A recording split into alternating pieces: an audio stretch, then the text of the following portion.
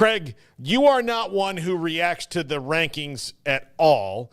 Does it change as it gets closer, since this week is the last one and, no teams that aren't playing can't jump other teams that aren't playing? Do those things kind of, get your interest up when you hear those things? I'm interested in the rankings. I just don't buy the first couple of sets. Those are not ones I put too much stock into, because I think there's a lot of overreacting, and I think that there's too many games left to play out for people to flip out too much on those first couple sets of rankings. But now we're here to the point where it's set up. If nothing happens upset-wise this weekend, that's the playoffs. So, yeah, that ranking matters. That ranking matters a lot because it's the final table setting before the final table setting. So, that was really interesting to see the other night. Boise State still getting the benefit of the doubt over, the Big 12's best bet at this point, which is Arizona State. Obviously, to see some of these games, I guess the most interesting to me, where the championship game, everybody involved in terms of the Big Ten and the SEC and maybe the ACC are all in, no matter what. The SEC championship game, both those teams are in the game. The Big Ten championship game, both those teams are in the playoff, I should say. And if it turns out a certain way, perhaps that's the case with the ACC as well. And the Big 12, for the life of them, can't get a sniff of more than just a little bit of respect of hey, here's your sole spot that you're allowed because basically you're a power conference. But I get the feeling if they didn't have to include Arizona State, they wouldn't do so. That's the vibe I get. So, that was interesting to see. Not surprising that there's just the one Big 12 team and a lot of others are racing for, but the whole Alabama, Miami, Ole Miss conversation is all very interesting as well. And how about Indiana, man? For all that talk, they basically just got to cruise into a playoff spot. They handled their business for the most part, but played the one tough game, lost that game, and they just get to sit around and get a playoff spot. And if they were in the Big Ten, I don't think that would be happening. But, it's fun to see how this is sort of taking shape, even though I know it's led to more anger and maybe for some disinterest in college football than ever before, because there's a lot of people that aren't enjoying this whole playoff back and forth conversation. And you knew that was going to be a part of this to some extent. Now we're seeing it in real action, and it's been interesting to see how people either love that or hate that or don't know how to quite make out what that is supposed to be. Well, if Indiana was in the Big 12, they would be BYU. Yeah, exactly. BYU has a resume that comparable to anybody else who's not playing in a championship game but had a good season. They have Miami and BYU's resume. I would even argue that BYU's might be a little bit better than Miami's. They have, the losses are kind of the same. I don't really differentiate between the two that much. Other than, Cam Ward plays for Miami and Jake Retzlaff plays for BYU. That's the biggest thing. That's the biggest thing. And I get that's a factor, but you would not be wrong in saying that people are upset about the playoff back and forth and is causing a lot of nerves. One of those people, and this is 3.5 minutes that you can spend with Brett Yormark right now and hear his disgust with the playoff committee. And he is the first conference commissioner.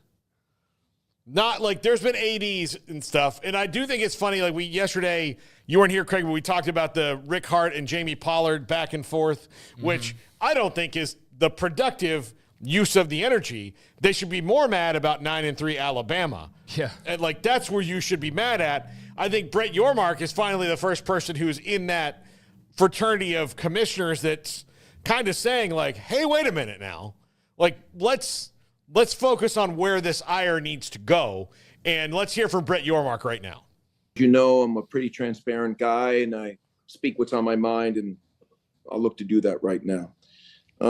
The committee continues to show time and time again that they are paying attention to logos versus resumes. I've said that before. I want to say it again. And I say logos because they're concentrating on team logos and conference logos. Strength of schedule should matter. And wins against Power 4 opponents should matter. 74% of the Big 12 wins were against Power 4 opponents this season. Meanwhile, The group of 5 is 11-80. I want to say that again. 11-80 versus Power 4 teams this season. And in no way should a group of 5 champion be ranked above our champion. And I'm going to say that one more time. In no way should a group of 5 champion be ranked above our champion. ASU and ISU each played 10 games against the Big 12, SEC, and Big 10, winning both P4 non-conference games against the SEC and the Big 10, and winning 7 of 9 P4 conference games. Boise played 1 game against the Big 10 and lost, and that was their only P4 opponent. The committee clearly focuses on the wins and loss column. Going by that principle, no 3-loss team from a Power 4 conference should get a bye over a 2-loss champion from the Big 12. I'm going to say that again.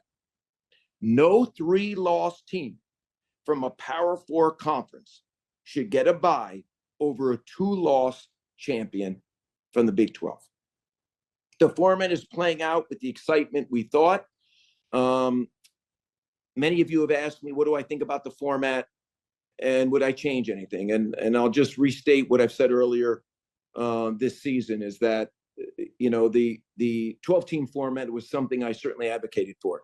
I thought it would create a lot of excitement, a lot of fan engagement, and that November would be a month that would be truly magical just based on all the different scenarios that could play out. And I think that's happened. At the conclusion of the season, obviously, the management committee will come together and we'll figure out what that format should look like moving forward, and do we need to improve it in any way? The one thing that I am concerned about, candidly, and something that I'll address with Richard Clark at the right time, is I need to better understand, and I think I speak on behalf of the full management committee and the commissioners, what are the key metrics that are being used as we think about the rankings each week? Because strength of schedule was something that was identified for me early in the fall as a very, very critically important metric. And I'm not sure that has happened, at least to date. So in addition to exploring if there's a better format or not, certainly I think we need to clearly understand what are the key metrics moving forward and how schools will be ranked in the future. Yeah, he's the first one to me, Craig, that's called out the Super 2 conferences in that regard. He didn't do it by name, but you knew he was talking about. But yeah, I don't think he's wrong about any of it. I do think that I kind of agree with everything he said. I wish somebody would come out and say, we are basing the SEC in particular's place in this on things they did before this year, not things that they did this year. And that's what we have to weed out of this. And I think if you weeded that little part out of it and said, every time that somebody said, do you really believe that Ole Miss wouldn't run away with the Big 12, or that if South Carolina was in the ACC, that they wouldn't be 12-0 easily. And you say, yeah, I don't believe that they would. And that's why we play the games. And this is about the kickoff from week 1 to the end of week 13 of game 13 and the championships, and what the resume is there, and not the resume was a year ago, 2 years ago, 10 years ago. Yeah, I mean, everybody's having to lobby now, and Yormark, with the way the Big 12 is being viewed right now, certainly I think it was time for him to probably step out and say something, especially seemingly stuck in that 12 spot in the back end of the rankings throughout the last month or so, no matter if it's been Arizona State. BYU got a little bit of a bump there for like a couple weeks, but then unfortunately they turned around and lost a couple games and then just sort of faded into the background. And I've seen, BYU fans arguing of like, why don't they still get a little bit of a sniff in comparison to some of these other teams that are getting long looks at the back end of the playoff, and why is their couple of losses just completely dismissed? Well, they happen later in the year. I think that's a big part of it, and back-to-back, and people were kind of just waiting for that perfect record to cave in, and it did. But it's legitimate to ask, like, why other teams with 2 losses are still being bandied about when BYU's the only team to beat SMU, for example, right? But, like, they lost, and then we didn't hear about them again. And, like, not even a sniff of having an opportunity to find their way back in without some luck, which they didn't get there in the last couple of weeks in order to get into the Big 12 championship game. But I think that he said what he obviously needed to say. I know there could also be some pushback on the whole strength of schedule argument because that's very subjective. And the fact that, Boise State is going to go play UNLV this weekend, and if they were to beat UNLV, hey, there's a top 25 win, right? So Boise can spin this as well. It was interesting to see the back and forth, though, yesterday between ADs and just seeing how heated this has all gotten. But I guess the main thing that I take away from that, other than a commissioner fighting for his league and the fact the Big 12 should absolutely feel disrespected because of, I just use BYU as an example, the way that some of their teams are just kind of talked about, overlooked, and then just thrown to the wayside versus maybe some other comparable teams in other leagues, is you're absolutely right about the whole using history thing. Like, that's what's maddened me throughout this entire year as well, besides the hypothetical of, well, you mean to tell me that South Carolina will, like, yeah, I do mean to tell you that because we don't know, because there's the whole, having to play it out on the field. And I know there's been thousands of people over the last month that have responded to tweets like that saying, yeah, here's an example. Here's 5 bowl games that have happened in the last 4 years where, in fact, the underdog, fill in the blank conference team beat the mighty SEC or the mighty Big Ten or whatever. So I think that argument just kind of goes in circles because it's so subjective. But the part about that argument that is the most maddening is they've won 19 out of the last 20 championships. And I say that knowing that's not the right number, but it's pretty close to it. That you've won all these championships last year, somehow that means in 2024 that you should be granted extra playoff spots. I think that's bullcrap. And that part does need to be weeded out of the process if it's at all a part of the thinking process, because it should have absolutely no bearing whatsoever on this year. And I can understand why some think that it should, or why it might be the tipping of the scales for some others, but it's supposed to be about the best teams this year, which I know then leads into, well, you mean to tell me then if we're just going off best teams that South Carolina wouldn't beat and so it's just a never-ending circle. But I do agree. There's been far too much of blanket statement, have won 18 out of the last 20, so South Carolina deserves to be in because the league's been great. That's a crap argument. South Carolina has their own resume that you can argue for, but because other teams not named them have won a bunch of national titles doesn't mean South Carolina should make the 2024 playoff. And there's just an example. I'm not trying to pick on them, but they're the flavor of the month right now, and it's been crazy to see how much history has been brought up in trying to make an argument for them, rather than just the fact that Lenore Sellers is awesome and they're a super hot team. Yeah. No, but the SEC is good, so South Carolina is good argument is like if Emory started doing 100 push-ups right now, the rest of us in this room would get stronger because we're around him. He's a part of 365 Sports, and he's doing push-ups, so we don't have to. No, like everybody has to do their own thing, and that's where I get like on this. I don't buy those arguments, and I think they need to weed it out. And then if you say, okay, well, if we're picking the 12 best teams or the 12 most deserving or blah, blah, like whatever that nomenclature is, I think you do have to say, yeah, but you got to earn your way in. Like if you lose 3 games and you lose 2 games to 6-6 teams, one of which beat the hell out of you badly, that couldn't score any points the entire year, but beat you 24-3 with a quarterback who then promptly left, I don't know if why do those things not count? They have to make everything count the same way, and they don't.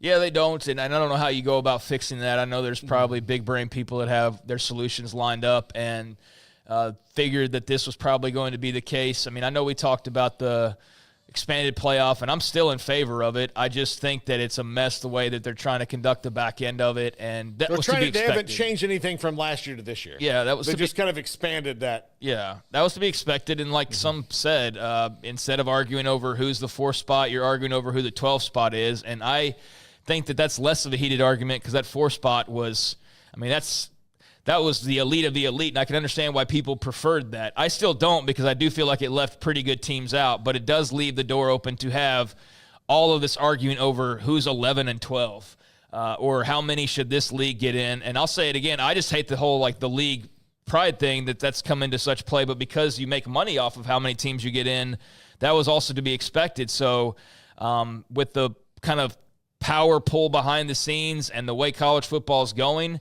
you can't help but raise your eyebrow when you see like a 4th, 5th team from this league getting a push, whereas the second team in another league doesn't get any love whatsoever.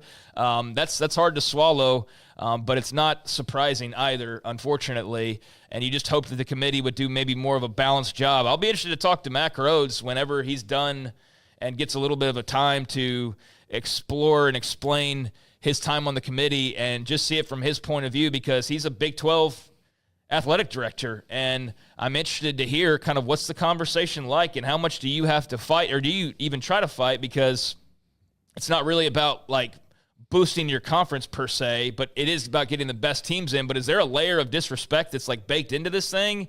Is it about just the TV matchups? Like, I don't know, but I think college football has found itself in a bit of a pickle where there's people excited about the playoff and then at the same time pulling their hair out about the way the playoff's being executed. So you could have seen some of the foreshadowing for this. I still think it's probably ended up a little bit messier than most anticipated, and I don't know what you do to fix it going forward. Yeah, I don't either. A couple of stories just to get to before we get to Eric Heft in a second, and some of these we'll save for a little bit. But all Big 12 offense and defense out there. Baylor's Josh Cameron made it as one of the returners. Not surprising that offensive and defensive players of the year, Travis Hunter and Shadur Sanders there. But here's the list. The top 2 running backs, Cam Skattebo and R.J. Harvey, in a league that's chock full of them. Taj Brooks and Devin Neal and a lot of dudes could be running backs on that team. Wide receivers, Tedero McMillan, Jordan Tyson, Travis Hunter, both sides of the ball, just amazing this year, and he's going to the Heisman Trophy because of it. But Craig, your thoughts on the offense before we get to the defense? That offensive player of the year, Shadur makes a lot of sense, but I think you had a lot of really good candidates for that. I get that, though. Defensive player of the year, Travis Hunter. That makes all the sense in the world. Just looking around, that newcomer of the year, I thought offensively, Bryson Washington of Baylor had a real crack at that, but I can understand Jordan Tyson, especially with the Sun Devils going on the run that they have to make the Big 12 championship game. I think you could argue, you could kind of get into some discussions about some of these and boil it down a little further and maybe trade some guys out. I think I saw an interesting conversation about like Will Ferrin at kicker. There's a couple of other guys that maybe you could have made a case for. Nothing against him, just maybe another guy's technically better. But again, that's all subjective. So you're going to get a lot of that with these types of teams. Freshman of the year offensively, Sam Levitt. That makes a ton of sense. And Josiah Trotter from West Virginia, who did I see he's transferring out? He's in the portal. So yeah, he's named freshman defensive player of the year and transferring out. So that's a really tough blow for West Virginia. But you're going to expect some attrition when you're changing over coaching staff. So I don't know. I think a lot of these make sense. And I was trying to think of there was an argument I saw going on earlier, or a mention that I saw earlier, and now I'm blanking on it about. It was Joey McGuire putting out a tweet in support of Taj Brooks, and he posted kind of like this conversation we just had, he posted the all-time rushing yardage records in the Big 12, and it's like, that's great, but that has no bearing on this year. Mm-hmm. Like, this is not a career award. I understand, but I totally get him fighting for his guy, and I totally get if you feel like Taj Brooks got jobbed because he is a great player, and he's certainly deserving of a lot of accolades. Instead, the league went with Skattebo, who you can't argue with. They've got nearly identical rushing numbers, and Skattebo has a little bit more receiving-wise. So maybe that's what tipped the scales in his favor, and the other was R.J. Harvey. And I know UCF wasn't good, but he was. He's like one of the leading rushers in the entire country, yeah, too. So I think that was a situation where I totally get what Joey's wanting to say there, in that Taj Brooks was deserving of first team. I think it was more an issue of you only have 2 spots, and you have a league with a lot of great running backs, and you only had 2 spots, so you had to cut it off somewhere. But I definitely get him repping for his guy Taj Brooks there. Devin Neal got honorable mention. Yeah. I mean, so like this is a league that has a lot of really, really good running backs in it, and yeah, so sometimes it's going to be tough. But yeah, you've got guys that were Ollie Gordon was honorable mention, and he was the first teamer last year. So yeah, he actually had a pretty good year, all things told. I mean, you wouldn't know that if you didn't watch Oklahoma State, which if you didn't, I'd understand because they were down this year. But he actually, I think all said, had pretty good numbers and really put together a nice year given the circumstances. So yeah, I think that's just one where you have a limitation on your numbers. And Taj Brooks, I get though, you want to see that guy get his flowers and get his honors while he can, and disappointing, I'm sure, for the folks out in Lubbock that he wasn't on that first team. Yeah. Let's check the defense before we take a break and go to Eric Heft here. Dante Corleone, not a surprise, and great to see him come back from the issue he had earlier in the year with the blood clots to make the first team. BJ Green was the defensive newcomer of the year for Colorado, and you've got a lot of good names on this list. Two Baylor linebackers, Matt Jones and Keaton Thomas, who both played really, really well. And Matt Jones, he played like a man on fire this year a lot of the time. And finally after his entire career here at Baylor, they found a way to make his craziness effective. And it really did work out for them. He got in the backfield a lot. He made a ton of big plays. Jacob Rodriguez from Texas Tech is one of my favorite players to watch. And then, of course, a couple of DBs from Kansas. They had such a great secondary this year. But any thoughts on the defense, Craig, that jump out at you? No, I think that's a side of the ball where you could have projected a lot of these guys in the preseason. I think a lot of these guys, looking back, probably were projected to be here. I mean, that's a really good-looking secondary with Hunter and Halsey and the KU duo there. That's a pretty good group, even though those KU guys were sitting there with their hands full last Saturday. Yeah. Baylor kind of tore them up, but they were good throughout the year, so that's a good group. I mean, Keaton Thomas was a great addition for Dave Aranda. He was super productive, and he'll be back next year, and he's one of their core pieces they're going to be building around. Jacob Rodriguez and Matt Jones, both mainstays with their respective programs. Alford, I should have mentioned him with the other four. I left him out there, but again, just a really nice secondary unit there. And then, cool to see Dante Corleone make it, like you said, after the scare over the offseason. BJ Green, Defensive Player of the Year, speaks for him, and the rest of those guys, I think, speak for themselves. So Palmer Williams there, the punter gets attached to the defense, and he certainly, I think that was a no-brainer, just having watched him throughout the year and his averages and the way he booted the ball. So nothing jumps out. I'm sure I'm probably, somewhere some West Virginia fan or Iowa State fan or whoever's like, I can't believe that this guy's not on there. But, just initial looks at it earlier today and now looks like a pretty solid group and no major complaints for me.